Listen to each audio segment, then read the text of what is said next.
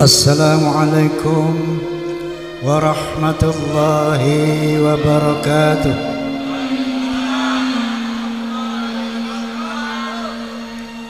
Bismillahirrahmanirrahim. Alhamdulillahilladzi hadan nasa ila hayatin thayyibatin fid dunya wal akhirati bisyari'atil Islam. Asyhadu an la ilaha illallah wahdahu la syarika lah dzul jalali wal ikram wa asyhadu anna sayyidana wa nabiyyana Muhammadan abduhu wa rasuluh sayyidul arabi wal ajam fasallallahu ala sayyidina Muhammad wa ala alihi wa sahbihi wasallam. Amma ba'd. Al-mukarramun, para alimil ulama yang saya muliakan, saya mau tanya, di Bekasi ini ada fans Rhoma Irama enggak?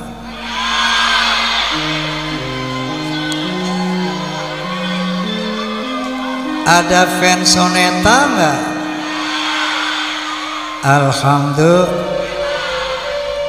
Fans Rhoma and Soneta itu disingkat Forsa. Forsa ini ada dua kelompok. Ada yang terorganisir, ada yang tidak terorganisir.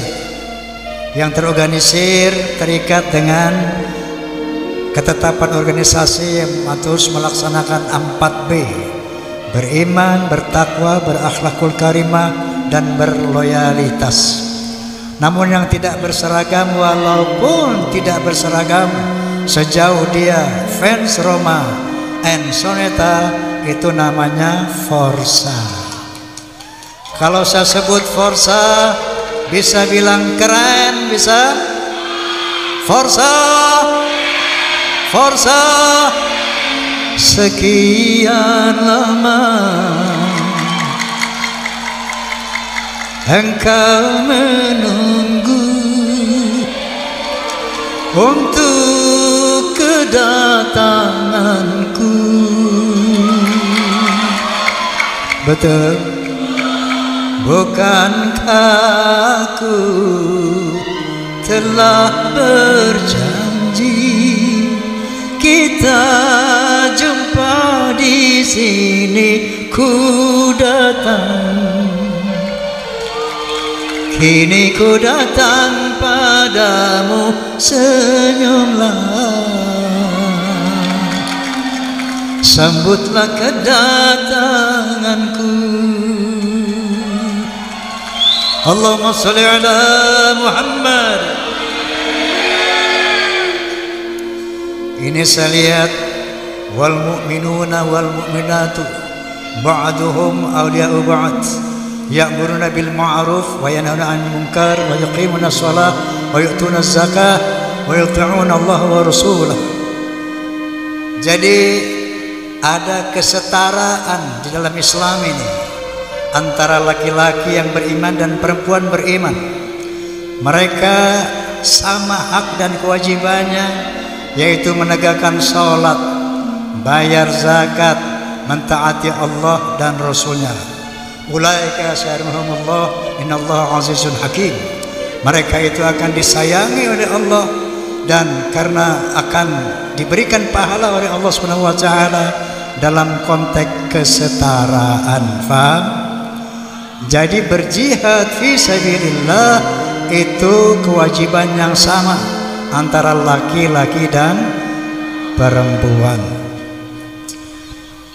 Hadirin hadirat rahimakumullah, memperingati Maulid Nabi tak lain dan tak bukan dalam rangka memperdalam, mempertajam pengenalan kita terhadap sosok beliau sallallahu alaihi wasallam, sehingga muncullah ketakjuban kita, kekaguman kita, kecintaan kita kepada beliau, yang akhirnya muncullah ketaatan kita kepada beliau sallallahu alaihi wasallam. Sebagaimana firman Allah Subhanahu wa taala, "Wa ma ataakumur rasulu fakhudhuhu wa ma nahakum anhu fantahu." Apa yang diperintah oleh Nabi laksanakan, dan apa yang dilarang oleh Nabi tinggalkan. Sanggup? Sanggup? Enggak. Wa qala ta'ala ayatan, qul in kuntum tuhibbunallah fattabi'uni yuhibbukumullah wa yaghfir lakum dhunubakum wallahu ghafurur rahim. Sadaqallahul azim. Katakan ya Muhammad kepada manusia, kalau kamu cinta kepada Allah, maka taatlah kepadaku. Kalau kamu taat kepada Muhammad, maka Allah akan mencintai kamu dan akan menghapuskan dosa-dosamu. Mau dicintai Allah, mau diampuni dosa kita oleh Allah, syaratnya taat kepada Nabi Sallallahu Alaihi Wasallam. Karena ketaatan kepada Nabi adalah ketaatan kepada Allah Subhanahu wa Ta'ala. Nah, karena itu izinkan saya menjelaskan biografi singkat beliau.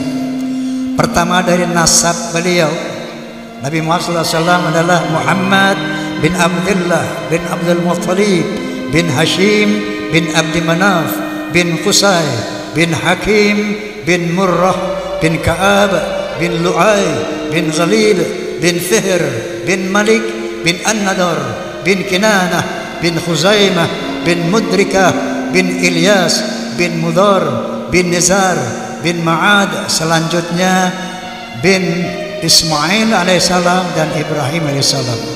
Terkonfirmasi nasab beliau nyambung kepada Nabi Ismail alaihissalam dengan haplogrup J1. Faham? Faham? Nah, jadi kalau ada yang ngaku-ngaku turunan Nabi, harus haplogrupnya J1. Beliau dilahirkan pada hari, harus tahu kalian, beliau dilahirkan pada hari Senin tanggal 12 bulan Rabiul Awal tahun gajah, bukan tahun macan.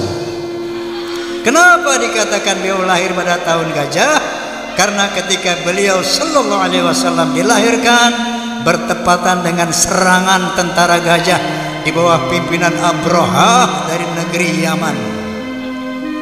Mereka cemburu dengan Ka'bah karena Ka'bah itu banyak dikunjungi oleh kabilah-kabilah dari berbagai macam penjuru yang namanya Jazirah Arabia. Sementara tempat mereka ingin disucikan kalah suci, kalah terhormat dengan Ka'bah. Oleh karena itu Raja Abraha dari Yaman ingin menghancurkan yang namanya Ka'bah. Itulah diabadikan oleh Allah Subhanahu wa Ta'ala bagaimana nasib Abraha dan tentara gajahnya dalam surat apa? Al-Fil. Alam tara kaifa fa'ala rabbuka alam yaj'al kaidahum wa arsala alaihim tarmihim bihijaratin faj'alahum. Tidakkah kamu lihat bagaimana Allah menggagalkan upaya tentara gajah di bawah pimpinan Abraha dari Yaman dengan mengirimkan burung-burung ababil, kemudian melontari mereka dengan batu dari neraka, dan hancurlah tentara gajah itu seperti rumput yang dikunyah. Bertepatan dengan tahun 571 Masehi. Faham? Dari 124.000 nabi ada 313 rasul. Dari 13 semua rasul itu adalah Muhammad SAW adalah nabi yang teragung di antara semuanya. Kenapa? Paling tidak dengan beberapa hal. Pertama, karena wilayah dakwah beliau tidak sama dengan wilayah dakwah para nabi pendahulunya. Kalau nabi-nabi pendahulunya diutus untuk bangsanya masing-masing. Contoh, Nabi Hud alaihi salam diutus hanya untuk bangsa Ad. Nabi Lut alaihi salam diutus untuk bangsanya, bangsa Sadum. Nabi Saleh alaihi salam diutus untuk bangsanya saja, itu bangsa Thamud. Begitu juga Nabi Isa alaihi salam yang dikenal di dunia internasional sebagai Yesus Kristus, beliau hanya diutus untuk bangsa Israel saja. Sebagaimana firman Allah Subhanahu wa taala, wa arsalna rasulan ila bani Israil wa rasulan ila bani Israil. Lain dengan Nabi kita Muhammad sallallahu alaihi wasallam. Beliau tidak diutus hanya untuk bangsa Arab saja, tetapi diutus untuk seluruh bangsa di dunia, untuk seluruh manusia di dunia. Sebagaimana firman Allah Subhanahu wa taala, "Wa ma arsalnaka illa kafatan linnas." Ya Muhammad, tidaklah kamu aku utus kecuali untuk seluruh manusia di muka bumi, termasuk buat orang Bekasi. Alhamdulillah.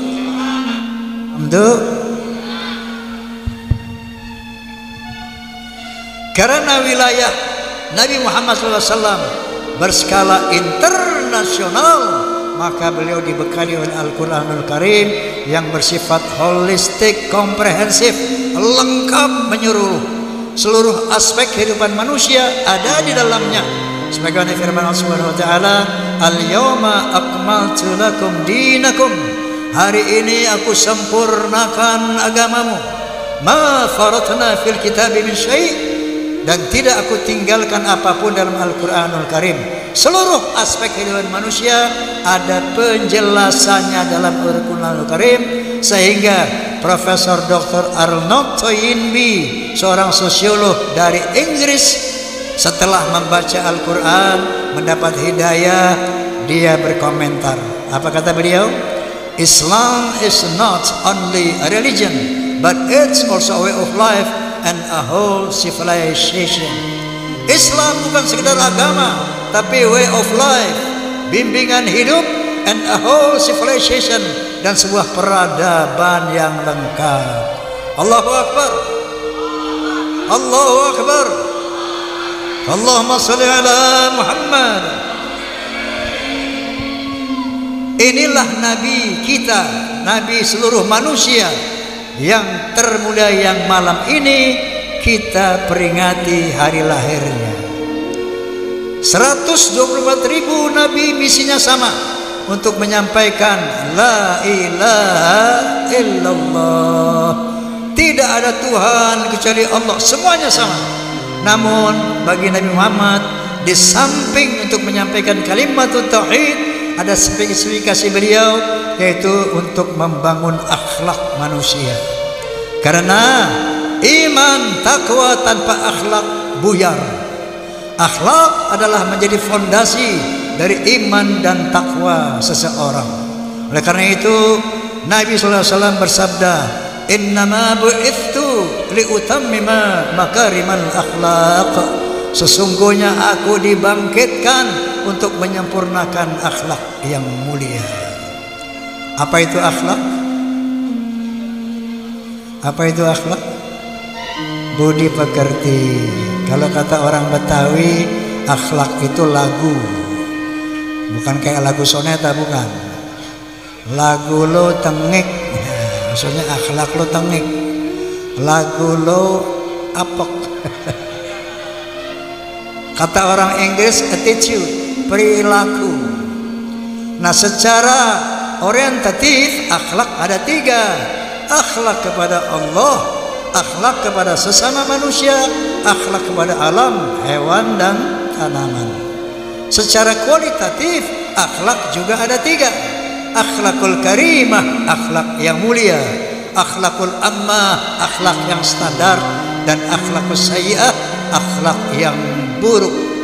Rasulullah SAW selalu menggunakan akhlakul karimah kepada Allah, kepada sesama manusia, bahkan kepada alam. Kepada Allah, akhlak beliau. Beliau adalah sosok yang maksum, tidak punya dosa, dihilangkan dosa oleh Allah Subhanahu wa taala. Tapi sholatnya, Bu, tidak hanya 5 waktu saja. Sholat rawatibnya, sholat malamnya sampai bengkak kakinya. Padahal beliau maksum. Istighfarnya satu hari gak kurang dari 100 kali. Bukan istighfar yang biasa, sayyidul istighfar. Allahumma anta rabbi la ilaha illa anta khalaqtani wa ana 'abduka wa ana 'ala ahdika wa wa'dika mastata'tu a'udzu bika min syarri ma sana'tu abu'u laka bi ni'matika 'alayya wa abu'u bi dhanbi faghfir li fa innahu la yaghfiru dzunuba illa anta. 100 kali minimal. Ibu berapa kali Bu satu malam, satu hari? Oh iya. Paling kalau kesandung doang ya. Astagfirullah.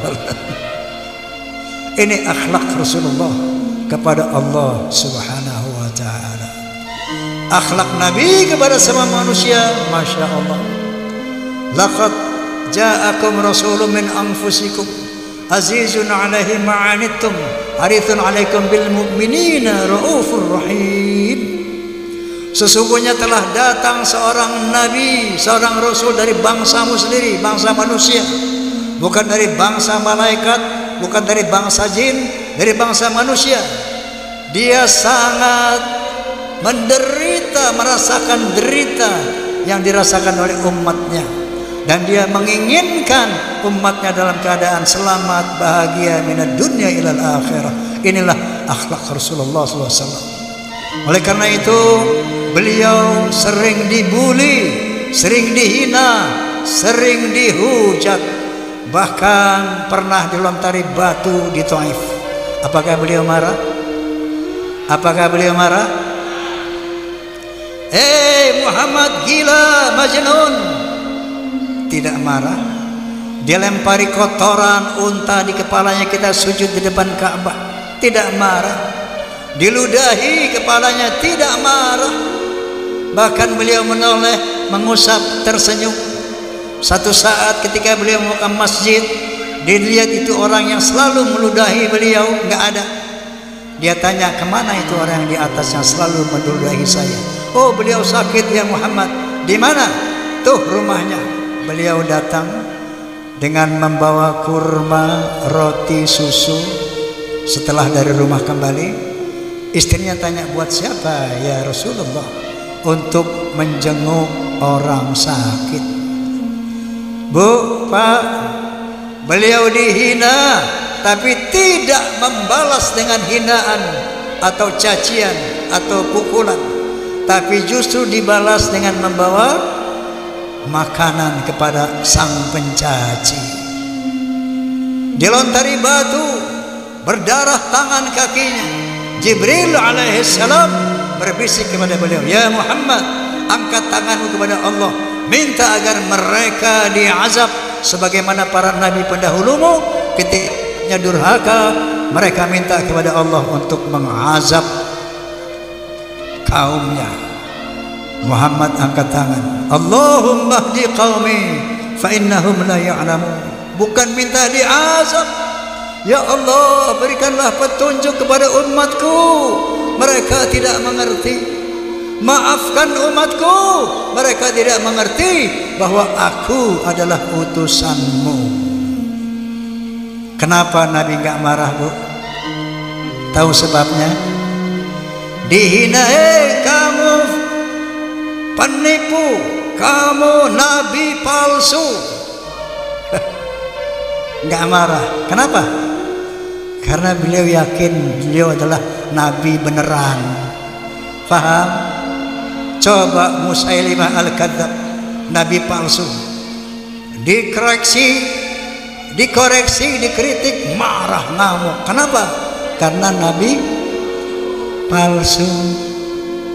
Nabi enggak marah. Kenapa? Wa kafa billahi syahida.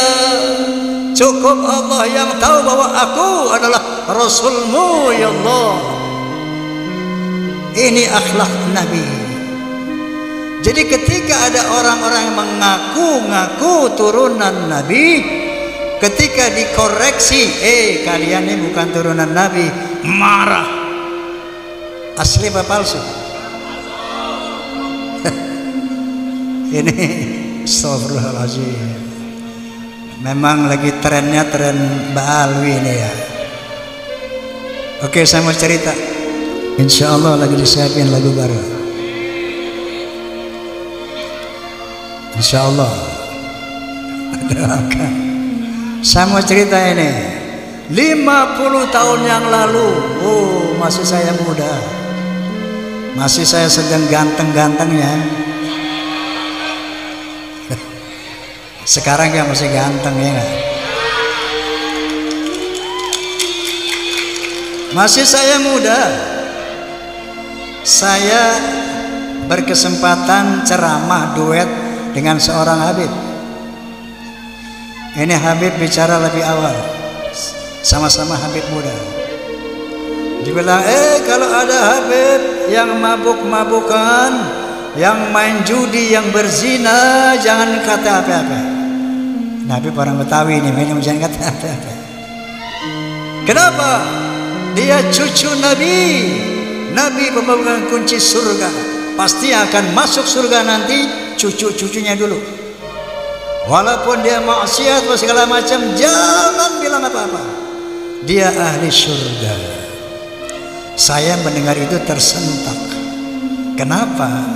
Setahu gua ngaji dari dulu nggak ada cerita-cerita begini. Langsung begitu giliran saya naik, alafu beb, anak koreksi antum. Kalau anda bilang bahwa turunan Nabi itu pasti masuk surga, mana dalilnya? Mana dalilnya? Sementara yang saya tahu, Islam itu dinul khalis, agama yang lurus, agama yang adil. Setahu saya Nabi Muhammad adalah tokoh yang demokratis, tidak nepotis. Pertama, Allah Subhanahu wa taala berfirman, A'udzubillahi minasyaitonir rajim. Bismillahirrahmanirrahim. Ya ayyuhan nas, inna khalaqnakum min dzakarin wa untha waja'alnakum syu'uban wa qabaila lita'arafu. Inna akramakum 'indallahi atqakum. Shadaqallahul azim. Yang artinya, hai manusia, aku telah menciptakan kamu semua dari seorang laki dan perempuan. Dari sana aku jadikan kamu berbangsa-bangsa. Ada bangsa Arab, Inggris, India dan sebagainya. Dari bangsa-bangsa itu aku jadikan kamu bersuku-suku. Contohnya Indonesia, ada 700 suku. Ada Sunda, Jawa, Aceh, Padang, Batak, dan banyak lagi yang lainnya. Betul, betul. Lalu apa kata Allah Subhanahu wa taala? Lita'arafu, saling mengenal. Lita'arafu, saling menghormatinya. Karena apa? Notabene bangsa-bangsa itu berlain-lainan agamanya, berlain-lainan bahasanya, sukunya, tapi Allah memerintahkan lita'arafu, saling mengenal. Lita'arafu, saling menghormatilah. Inna akramakum 'indallahi atqakum. Sesungguhnya ketinggian derajatmu di sisi Allah adalah takwamu, bukan dari mana bangsamu, bukan dari siapa turunanmu. Faham? Faham? Lalu Nabi SAW menjelaskan lagi, la fadla li Arabiyyin ala ajamiyyin. Tidak ada kelebihan bangsa Arab dari yang bukan Arab kecuali takwa.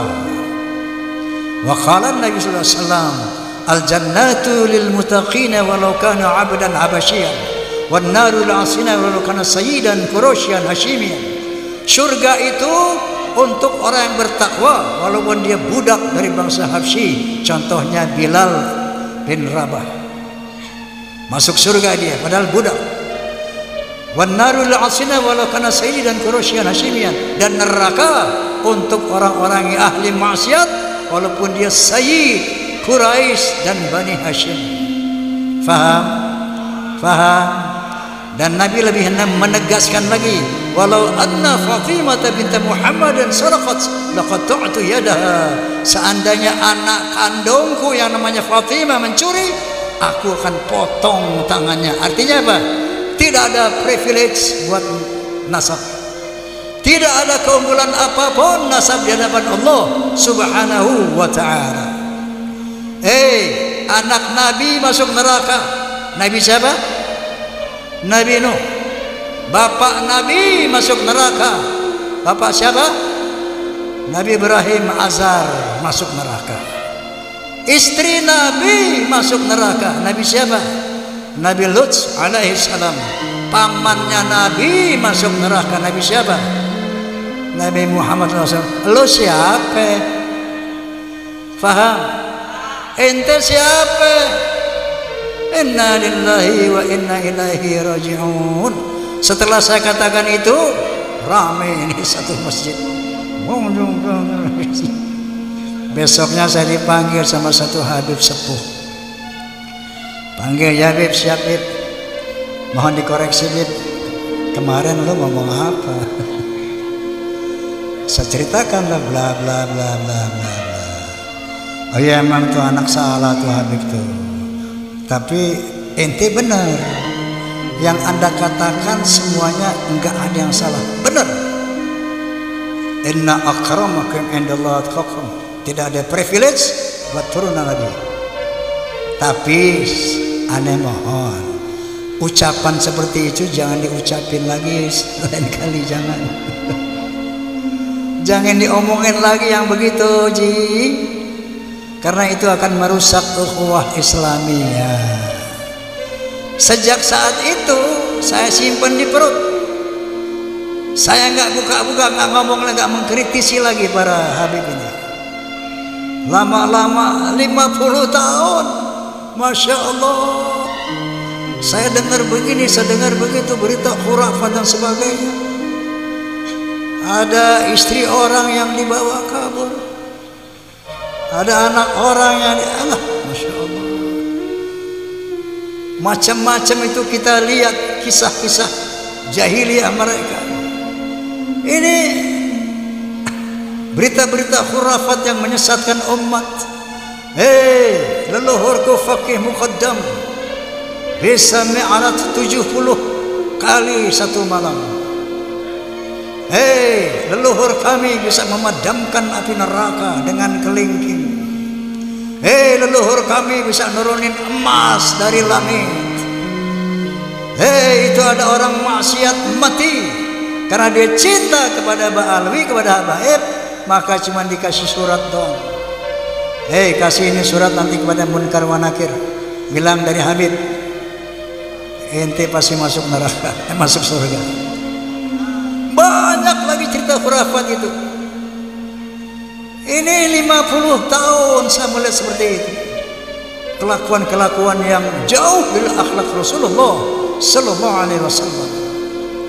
Akhirnya sampailah pada saat Kiai Imaduddin menyatakan, mengadakan penelitian, yaitu menurut beliau bahwa nasab Ba'alawi batal, tidak tersambung kepada Rasulullah. Beliau mempelajari nasab, ilmu sejarah, kisah-kisah yang namanya Zuriyah Rasul, mulai dari abad keempat, dimulai dari Ahmad bin Isa, turunan Nabi yang ke-8 kalau nggak salah. Ahmad bin Isa punya anak 3, Muhammad, Ali, dan Husain. Dari abad keempat, ke-5, ke-6, ke-7, ke-8, ke-9 awal, anak Ahmad bin Isa tercatat di dalam manuskrip sejarah hanya 3 ini.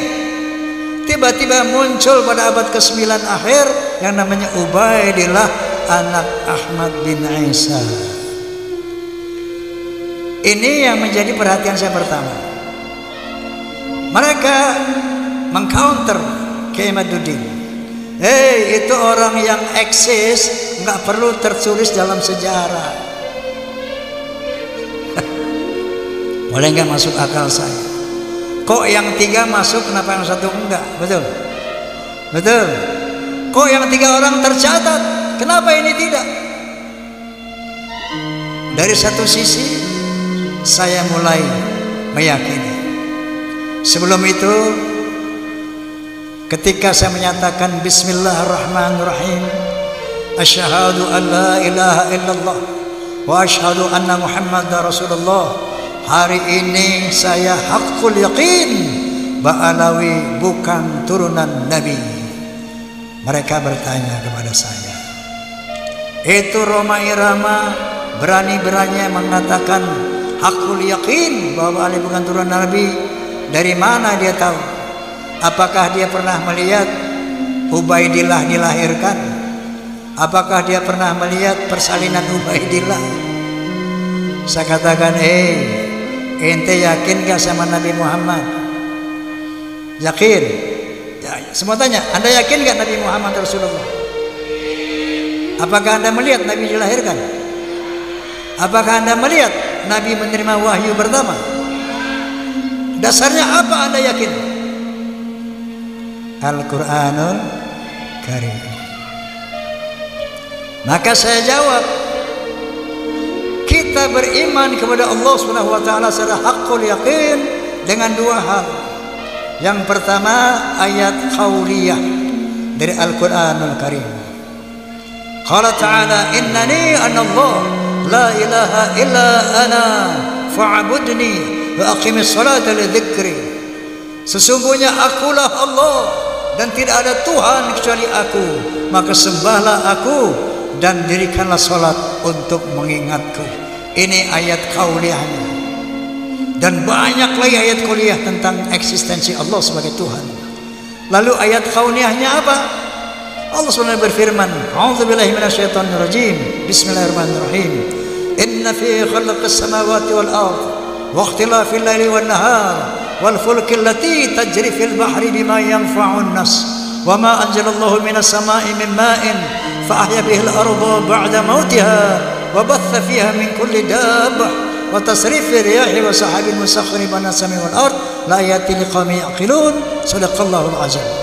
Sesungguhnya pada penciptaan langit dan bumi, pada terjadinya pergantian malam dan siang, bisanya kapal-kapal berlayar di lautan dengan membawa hal yang bermanfaat buat manusia, diturunkannya air dari langit, dengan air itu ditumbuhkan bumi yang mati, kemudian ditebarkannya berbagai macam binatang melata di muka bumi, terjadinya pergeseran awan dan angin di antara langit dan bumi. Itu bukti bahwa Allah sebagai Tuhan ada bagi orang-orang yang berakal. Jadi saya meyakini Ba'alawi bukan turunan Nabi menggunakan akal. Pertama, ayat kauniyahnya tesis keimat yang sampai detik ini tidak bisa dibantah oleh kaum Ba'alawi. Ayat kauniyahnya apa? Tes DNA. Faham? Faham gak kamu? Nah begitu. Entar pulang buka internet, klik familytreedna.com, klik familytreedna.com. Nanti akan keluar tuh 180 Ba'alawi di Yaman yang sebagian dari Indonesia itu telah terkonfirmasi bahwa haplogrup mereka adalah G. Apa itu haplogrup G? G adalah Yahudi Hazar, Yahudi Askenazi. Ba'alawi ternyata haplogrupnya G. Faham? Setelah haplogrup Nabi J1. Nah ini yang ayat kauniyah yang membuat saya hakul yakin bahwa mereka bukan turunan Nabi. Apatah lagi setelah mendengar Ustadz Rizik Syihab mengatakan dengan secara lantang dalam videonya, hei ini ada rambut Nabi, siapa yang ngaku-ngaku turunan Nabi tes DNA. Tes DNA, nanti kelihatan tuh yang palsu apa yang asli. DNA Nabi kemana, dia kemana. Ini yang ngomong Ustadz Rizik Syihab.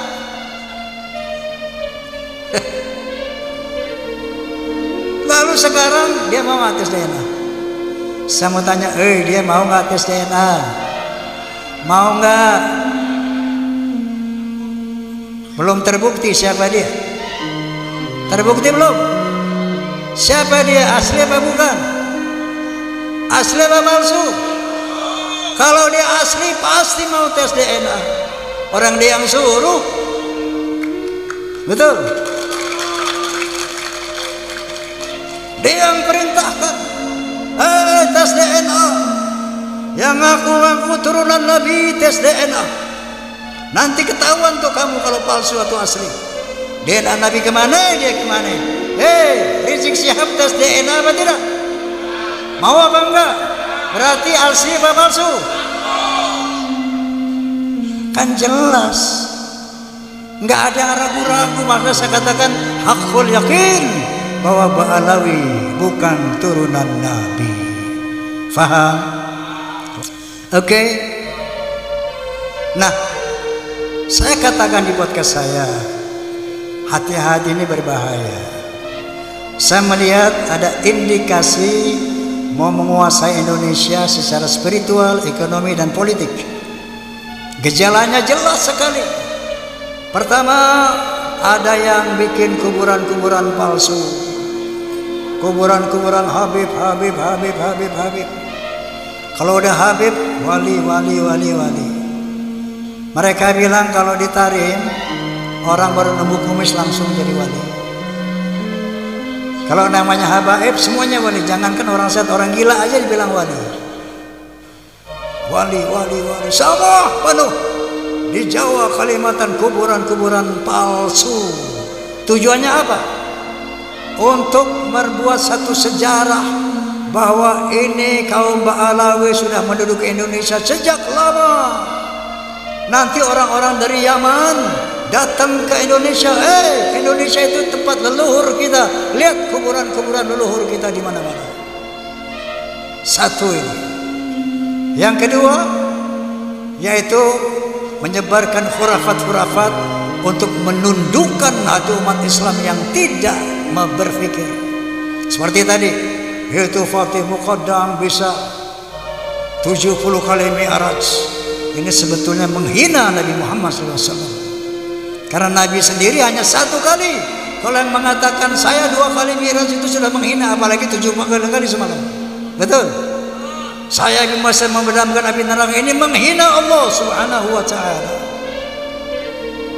Ada yang menggunakan hurafat-hurafat untuk menundukkan, membius umat Islam agar kagum kepada mereka, agar bisa tunduk takluk kepada mereka. Dan yang lain ada membuat provokasi seolah-olah membela rakyat. Kami bersama rakyat. Asah golokmu, asah pedangmu, perang. Yang perang nanti siapa, Bu? Yang perang siapa? Pribumi ame pribumi. Bukan pribumi lawan Ba'alawi, enggak. Masya Allah. Lalu apa dibilang? Indonesia milik Aulia Tarim. Indonesia milik orang Tarim. Apa kurang jelas bahwa mereka mau menjajah Indonesia? Jelas apa tidak? Jelas apa tidak? Indonesia milik Tarim. Innalillah. Apa ikhlas Anda Indonesia dikasih orang Tarim? Mau dikuasai orang Yaman? Jadi identitas keasliannya sebagai cucu Nabi terbukti rungkat, terbukti salah. Mereka bukan turunan Nabi. Dan ternyata ada gerakan-gerakan yang sistematis untuk menguasai Indonesia. Inna lillahi wa inna ilaihi raji'un. Ya. Jadi dalam kesempatan ini saya ingatkan kepada seluruh umat Islam bangsa Indonesia, waspadalah. Yang ketiga kepada Ba'alawi, hentikanlah. Karena sekarang Anda sudah tahu bahwa Anda bukan turunan Nabi. Mustahil Anda nggak tahu. Kenapa? Anda nggak mau tes DNA. Betul? Artinya dia tahu bahwa gue bukan turunan Nabi, maka gue gak mau tes DNA. Kalau gue tes DNA ketahuan. Kalau udah jelas Anda yakin bukan turunan Nabi, akui itu. di depan umum, di hadapan bangsa Indonesia, minta maaf. Kalau tidak, apa kata Nabi? Wa man da'a ila ghairi abi fa huwa ya'lamu annahu ghairu abi al jannatu haram. Barang siapa yang mengaku-ngaku kepada seorang bapak yang dia tahu itu bukan bapaknya, surga haram. Apalagi dia ngaku-ngaku sebagai cucu Nabi sementara dia tahu bukan cucu Nabi, surga haram. Na'udzubillahi min. Makanya kepada kaum Ba'alawi, sadari itu, takutlah Anda kepada neraka. Oke? Kalau mereka sudah sadar, minta maaf kepada bangsa Indonesia, rekat ukhuwah Islamiyah secara setara. Nggak ada lagi kelas-kelas, nggak ada lagi mereka lebih mulia dari bangsa Indonesia. Tidak boleh lagi, karena di dalam Islam nggak ada kasta. Faham? Semuanya sama dalam Islam. Yang membedakan manusia mulia atau tidak, iman dan takwanya dan ilmunya. Yarfa'illahu alladhina amanu minkum waladhina utul ilma darajat. Sesungguhnya aku angkat derajat orang yang beriman dan yang berilmu. Yang kedua, takwa. Itulah ukuran-ukuran ketinggian manusia di sisi Allah. Tidak ada nasab sedikit pun. Oleh karena itu, kalau mereka mau sadar, minta maaf kepada bangsa Indonesia, mari kita rekat ukhuwah Islamiyah secara setara. Nggak boleh lagi ada kasta-kasta. Faham? Faham? Ini ilustrasi sedikit. Sebulan yang lalu, mungkin belum sebulan, saya kedatangan tamu dari Turki, dari Saudi Arabia, dan dari Oman. Dari Turki, Saudi Arabia, dari Oman. Mereka tahu masalah Ba'alawi di Indonesia ini. Dia bilang apa? Di Saudi, di Oman, di Turki nggak ada yang namanya Ba'alawi turunan Nabi. Wallahil azim kalau saya bohong. Nggak ada itu Ba'alawi turunan Nabi, nggak ada. Dia heran kok di Indonesia dia ngaku-ngaku turunan Nabi. Dari Turki, dari Oman, dan dari Saudi Arabia. Oke, karena tadi bahwa misi utama Nabi SAW di samping menyampaikan kalimat tauhid, yaitu untuk membangun akhlak. Saya akan menyampaikan suatu lirik tentang akhlak, boleh? Boleh? Tapi lo semua ikut nyanyi, setuju? Dalam berbicara harus memakai akhlak. Akhlaknya rame-rame, Bu. Oke? Dalam berbicara harus memakai akhlak. Di dalam berbusana harus memakai akhlak. Dalam rumah tangga harus memakai akhlak. Di dalam bernegara harus memakai akhlak. Manusia mulia hanyalah dengan akhlak.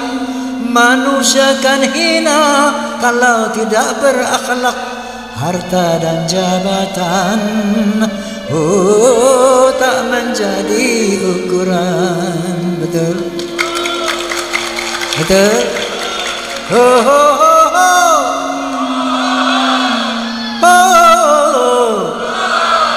Sekali lagi.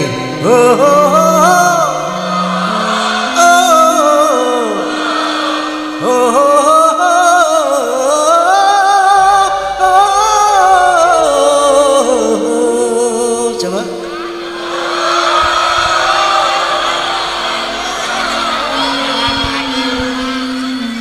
Manusia adalah sebaiknya ciptaan. Akhlak membedakan manusia dan hewan. Karena hewan tidak punya keimanan dan tak punya pemikiran. Betul? Hidup bebas tidak terikat oleh hukum dan juga peraturan. Dararam daram daram dam, dararam daram dararam, dararam daram daram dam, dararam daram dararam. Dalam pergaulan harus memakai akhlak. Di dalam perjuangan harus memakai akhlak. Dalam pemerintahan harus memakai akhlak. Kehidupan indah hanyalah dengan akhlak. damai dan sentosa hanyalah dengan akhlak. Kalau tak berakhlak, oh negara jadi rusak. Ayo berakhlak. Dararam daram daram dam, dararam daram daram dam, dararam daram daram dam, dararam daram daram dam. Wallahu muwaffiq ila aqwamit thoriq. Billahi taufiq wa hidayah. Assalamualaikum warahmatullahi wabarakatuh.